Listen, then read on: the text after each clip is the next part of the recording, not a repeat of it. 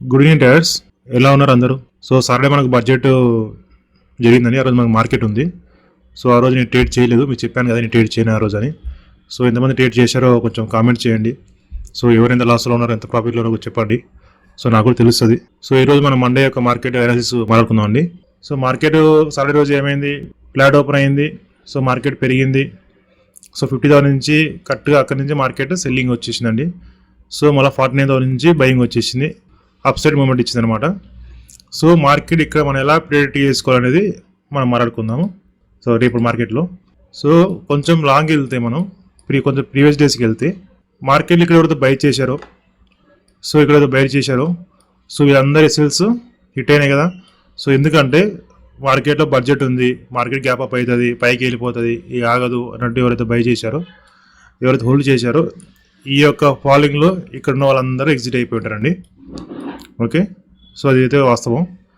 So ఈ మార్కెట్లో ఎవరైతే మళ్ళీ బయింగ్ జరిగిందో 49,000 నుంచి, సో వీళ్ళు రియల్ బయర్సా మనకు లేదు మార్కెట్ రిట్రేస్మెంట్ అనేది రేపు మార్కెట్ మనకు ఓపెనింగ్లో తెలుస్తుంది. మనకు ఎలా ఓపెనింగ్లో తెలుస్తుంది అంటే, ఒకవేళ మార్కెట్ రేపు కనుక గ్యాప్ డౌన్ అయ్యింది, గ్యాప్ డౌన్ అయిన తర్వాతకి డైరెక్ట్ 49,200 బ్రేక్ అయిందంటే మార్కెట్లో సెల్లింగ్ ఉంటుందండి.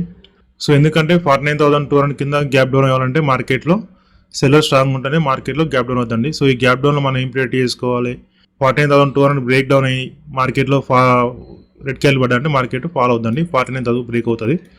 సో ఫర్దర్ టార్గెట్ వచ్చేసి మనకు సెల్ సైడ్ వచ్చేసి 48,800 అండి ఫస్ట్ టార్గెట్. సో ఒకవేళ మార్కెట్లో 49,200 బ్రేక్ అయిందంటే, సో మనకు నెక్స్ట్ వచ్చేసి టార్గెట్ 49,000 అండి. అండ్ సెకండ్ టార్గెట్ వచ్చేసి 48,800 అండి. సో లేదు మార్కెట్లో రేపు గ్యాప్ డౌన్ అవ్వలేదు, మార్కెట్ ఫ్లాట్ ఓపెన్ అయింది, మార్కెట్ గ్యాప్ అప్ అయిందంటే మాత్రం మార్కెట్లో మళ్ళీ బుల్లిష్ ఉంటుందండి.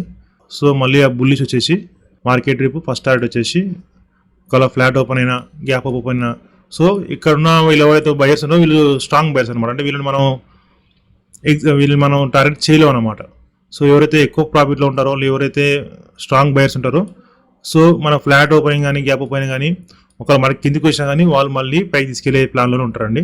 సో ఎగ్జిట్ అవ్వరు. ఒకవేళ వీళ్ళని టార్గెట్ చేయాలంటే మనకు ఖచ్చితంగా గ్యాప్ డౌన్ అవ్వాల్సిందే. ఒకవేళ లేదు మార్కెట్ బుల్లిష్ చూడాలంటే మాత్రం ఫ్లాట్ కానీ గ్యాప్ అప్ అయినా కానీ మార్కెట్లో బుల్లిష్ ఉండండి.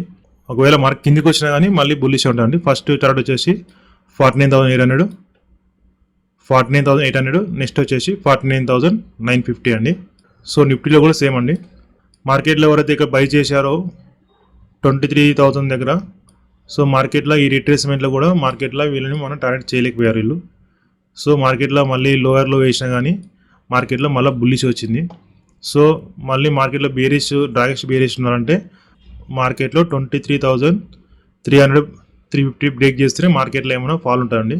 ఓకే, లేదంటే మార్కెట్ ఫ్లాట్ ఓపెన్ అయినా గ్యాప్ అప్ అయినా స్మాల్ గ్యాప్ అయినా మార్కెట్లో కొంచెం రిట్రేస్మెంట్ చేసేసరికి మళ్ళీ మార్కెట్ అప్ సైడ్ ఉంటుంది. అది వచ్చేసి 23,600 ఫస్ట్ టార్గెట్ అండి. నెక్స్ట్ వచ్చేసి 23,700 అండి, 750. సో మీకు అర్థమైంది అనుకుంటున్నాను. రేపు మార్కెట్లో బీరేస్ ఉన్నారంటే ఫస్ట్ ఓపెనింగ్ క్యాండిల్స్ మనకి చాలా ఇంపార్టెంట్ అండి.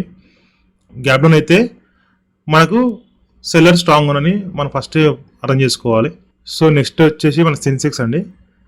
సో సెన్సెక్స్లో కూడా సేమ్ మన నిఫ్టీ లాగా బిహేవ్ చేసింది. ఎవరైతే బై చేశారో ఈ ఫాలోయింగ్ లో అయితే ఉంటారో రిటైల్ ట్రేడర్స్ ఎగ్జిట్ అయిపోయి ఉంటారు. సో ఈ చూసారా, డబుల్ ప్యాటర్న్ అనవచ్చు, మనకి ఎనీథింగ్ ఏమైనా తీసుకోవచ్చు. సో మార్కెట్ మళ్ళీ అప్ సైడ్ మూమెంట్ ఇస్తుంది. సో వీళ్ళు ఎగ్జిట్ అవ్వాలంటే మార్కెట్ 77,000 దగ్గర గ్యాప్ డౌన్ అయ్యి మార్కెట్ ఏమైనా రెడ్ క్యాండిల్ పడితేనే వీళ్ళు ఎగ్జిట్ అవుతారు. నెక్స్ట్ వచ్చేసి మార్కెట్ 76,800 అండి first target. Okay, second target వచ్చేసి 76,500 అండి. లేదు మార్కెట్లో కూడా ఏది మార్కెట్ ఫ్లాట్ ఓపెన్ అయినా గ్యాప్ అప్ అయినా స్మాల్ గ్యాప్ అయినా మార్కెట్లో మళ్ళీ బుల్లిష్ ఉంటుందండి. అది వచ్చేసి ఫస్ట్ వచ్చేసి టార్గెట్ 77,800 అండి టార్గెట్. నెక్స్ట్ వచ్చేసి 78,000 అండి సెకండ్ టార్గెట్. సో నా చిన్న రిక్వెస్ట్ అండి, ఎవరు ట్రేడ్ చేస్తారో సో వాళ్ళు ఖచ్చితంగా స్టాప్ లాస్ మెయింటైన్ చేయండి. And risk reward is main important అండి. డిసిప్లిన్గా ట్రేడ్ చేయండి. ఇదైతే నా రిక్వెస్ట్ అండి. థ్యాంక్ యూ అండి, thank you very much. Good night.